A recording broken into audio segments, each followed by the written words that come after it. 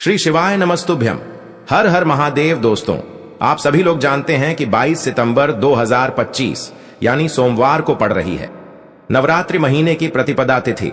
और दोस्तों, ये वो तिथि है जो नवरात्रि महीने में पड़ने वाली सबसे बड़ी तिथि है, क्योंकि यह सोमवार के दिन पड़ रही है और इसका बहुत ही बड़ा और विशेष महत्व होता है। पूज्य गुरु जी ने कहा है, अगर कभी भी मौका लग जाए और आश्विन महीने की प्रतिपद तिथि सोमवार को पड़ जाए तो आप लोगों को एक घी के दीपक वाला उपाय तो अवश्य ही करना चाहिए। इन दोनों का संयोग बहुत ही कम आता है। और दोस्तों, पूज्य गुरु जी ने अपनी शिव महापुराण की कथा में बताया है, इस दिन आपको एक दीपक वाला उपाय तो अवश्य ही करना चाहिए, क्योंकि ऐसा दिन पूरे साल में सिर्फ एक ही बार आता है। और दोस्तों, आप सभी लोग जानते हो कि सोमवार नवरात्रि का अगर सबसे बड़ा कोई उपाय है तो वो एक दीपक वाला उपाय है। तो दोस्तों, इस सोमवार के दिन आप लोगों को इस एक दीपक और हल्दी वाले उपाय को जरूर करना है।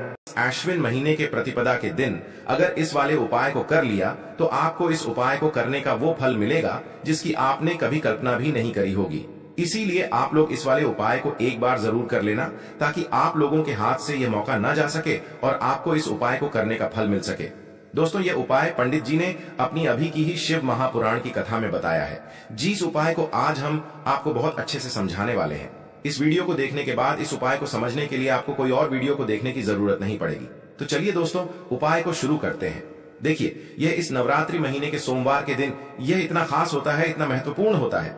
देखा गया है कभी कभी बड़े बड़े पूजा पाठ अनुष्ठान से जो मनोकामना पूर्ण नहीं होते, वो इस नवरात्रि महीने के सोमवार के दिन एक छोटे से उपाय करने से ही आपकी मनोकामना पूर्ण हो जाती है। और बहुत सारे लोगों ने इस उपाय को किया भी है और उनको इस उपाय को करने का फल भी जरूर मिला है। अगर आप लोग भी इस उपाय को सोमवार प्रतिपदा के दिन करना चाहते हैं तो आप इस उपाय को पहले अच्छे से समझ लेना।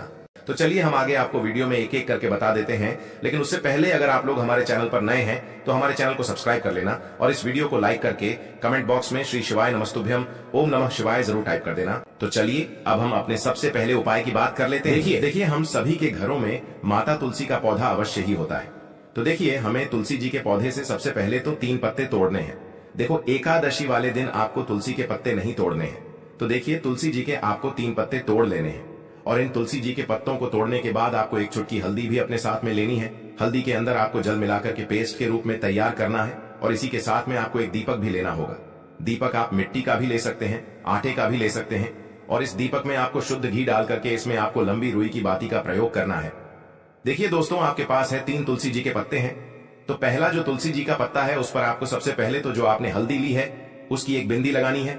और पहला जो तुलसी जी का पत्ता है, आपके घर में भगवान विष्णु का चाहे कोई सा भी स्वरूप हो, चाहे लड्डू गोपाल जी का स्वरूप हो, या फिर भगवान कृष्ण की आपके मंदिर में प्रतिमा हो, या फिर भगवान श्री राम की प्रतिमाएं, उनके सामने आपको पहला तुलसी जी का पत्ता अर्पित करना है। अब देखिए दोस्तों, आपके पास जो 2 तुलसी जी के पत्ते हैं और आपके पास जो एक दीपक है, इन्हें आपको लेकर के पहुंचना है अपने ही घर में तुलसी जी के पौधे के पास में। देखिए, सबसे पहले तो आपके पास जो 2 तुलसी जी के पत्ते हैं उन पर भी आपको हल्दी की एक एक बिंदी लगानी है। और उन दोनों ही तुलसी जी के पत्तों को आपको अपने घर में तुलसी जी के पौधे के वहां पर ही अर्पित कर देने हैं। और इस प्रकार से यह दोनों पत्ते भी तुलसी जी के पौधे के पास में अर्पित करने के बाद अंत में जो आपके पास एक लंबी बाती का दीपक है, इसे आपको तुलसी जी के पौधे के पास में ही प्रज्वलित कर देना है।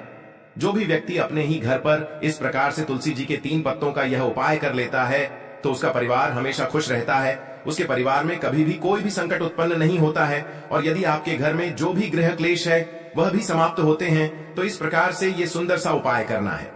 अब बात करते हैं अगले उपाय की। देखो, यदि आपके जीवन में आर्थिक संकट बहुत अधिक हो रहे हैं, धन की समस्या लगातार जीवन में बनी हुई है, एक एक रुपयों को प्राप्त करने के लिए आपको बहुत अधिक मेहनत कर रहे हैं, तो आज रात्रि में सोने से पहले आपको हो यह एक चमत्कारी दीपक का उपाय अवश्य करना है।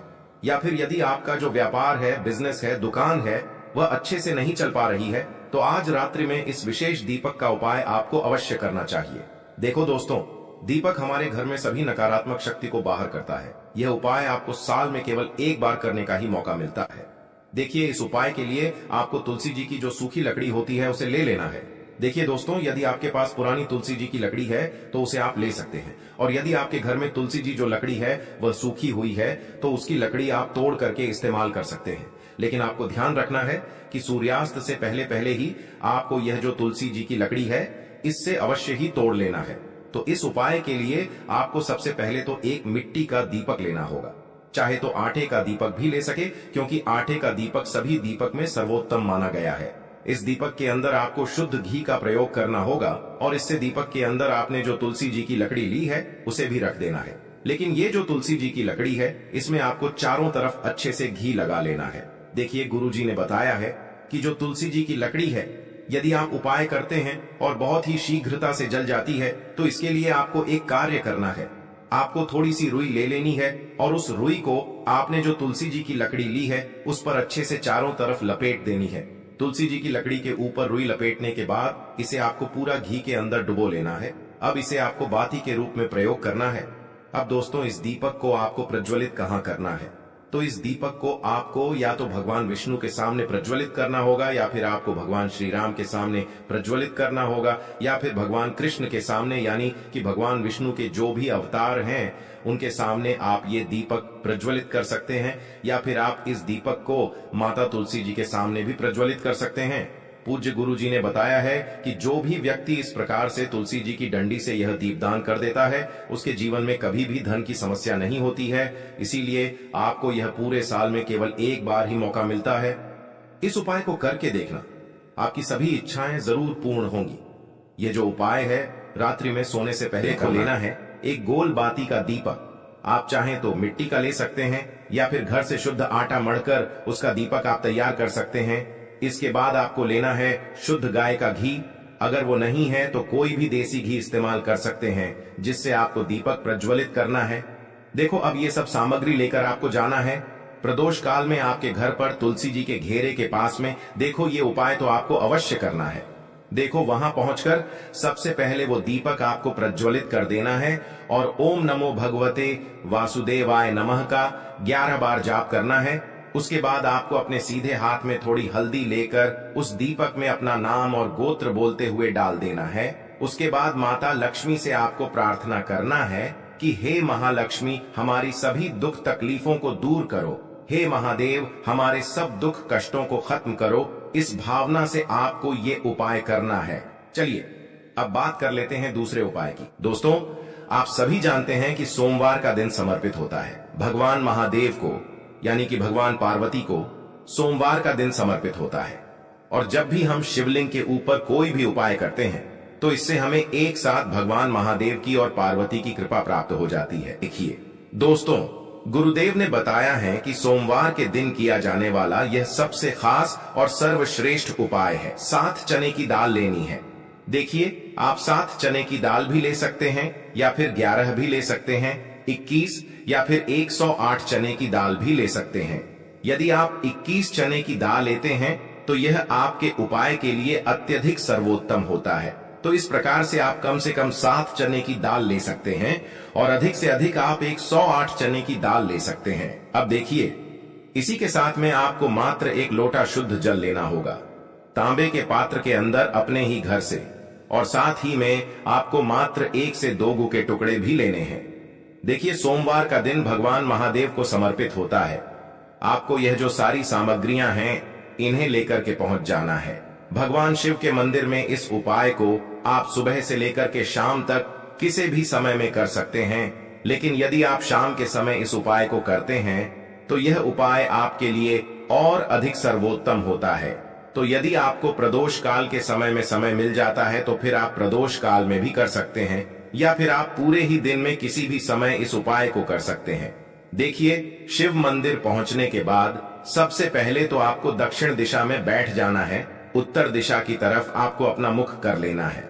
लेकिन यदि शिवालय में भीड़ है, शिव मंदिर में भीड़ है, तो फिर आप किसी भी दिशा में बैठकर इस उपाय को कर सकते हैं। तो देखिए सबसे पहले आपके पास जो गुड़ के टुकड़े हैं, जो आप गुड़ के टुकड़े लेकर के आए थे, उन्हें आपको शिवलिंग के सामने ही जो आपके पास 1 लोटा जल है उस पात्र में आपको ये गुड़ के टुकड़े डाल देना है। इसी के साथ में आप जो चने की दाल लेकर के आए थे, चाहे आप 7 चने की दाल लेकर के आए हैं, 11, 21 जितने भी आप चने की दाल लेकर के आए हैं, इस चने की दाल के ऊपर आपको जो आपके पास गुड़ वाला जल आपने तैयार किया है, इसमें से थोड़ा सा जल आपको इस चने की दाल पर डाल लेना है।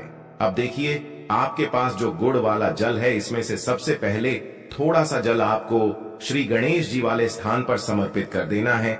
श्री शिवाय नमस्तुभयम इस मंत्र का जाप करते हुए फिर थोड़ा सा जल आपको श्री कार्तिकी जी वाले स्थान पर समर्पित करना है श्री शिवाय नमस्तुभयम इस मंत्र का जाप करते हुए फिर थोड़ा सा जल आपको माता अशोक सुंदरी वाले स्थान पर भी समर्पित करना है। श्री शिवाय नमस्तुभयम इस मंत्र का जाप करते हुए फिर थोड़ा सा जल आपको माता पार्वती के हस्त कमल पर समर्पित करना है और आपको श्री शिवाय नमस्तुभयम इस मंत्र का जाप कर लेना है। अब देखिए दोस्तों, आपके पास जो थोड़ा सा जल और शेष बचेगा, इसमें से आपको केवल थोड़ा सा जल शिवलिंग पर अर्पित कर देना है और अंत में आपको उस पात्र में थोड़ा सा जल और शेष बचाना है। पूरा जल आपको शिवलिंग पर अर्पित नहीं करना है, अंत में आपको थोड़ा सा जल और शेष बचाना है। अब देखिए, आप जितनी भी चने की दाल लेकर के आए हैं, अगर आप 7 चने की दाल लेकर के आए हैं तो आपको 7 बार श्री शिवाय नमस्तुभयम इस मंत्र का स्मरण कर ले है। यदि आप 11 चने की दाल लेकर के आए हैं तो फिर आपको 11 बार इस मंत्र का जाप करना है। जितनी भी चने की दाल लेकर के आए हैं उतनी बार आपको श्री शिवाय नमस्तुभयम है इस मंत्र का जाप करना है और फिर आपको ये जो चने की दाल है इसे शिवलिंग के ऊपर ही समर्पित कर देनी है। लेकिन आपको यह चने की दाल बृहस्पति शवर महादेव का स्मरण करते हुए ही शिवलिंग पर अर्पित कर देनी है और आपको अपनी मनोकामना को भी बोल देनी है।